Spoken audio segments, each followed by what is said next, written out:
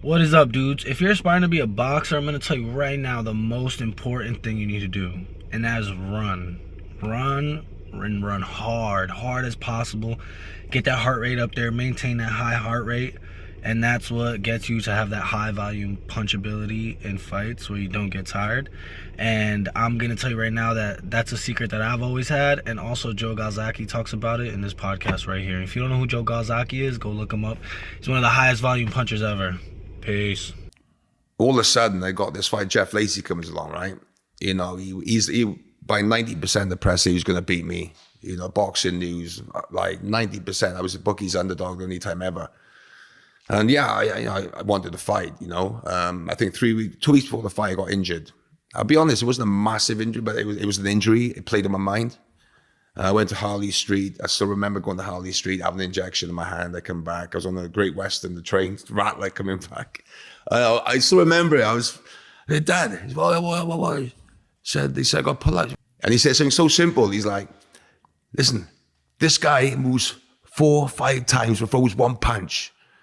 You throw 5 punches and move once. I move around, so work it out. He said, from the first round to the 12th, annihilate him. This guy's gonna make it look great. And I'm thinking, obviously, I listened to my dad. I'm still injured. I didn't spar for 2 weeks. And he just said, you know, which is probably the thing that meant more to me, just turned around and said, you know what, Science, listen, I'm proud of you no matter what, but you have to fight this fight. When I lose, you have to fight this fight. And I was done as soon as he said that.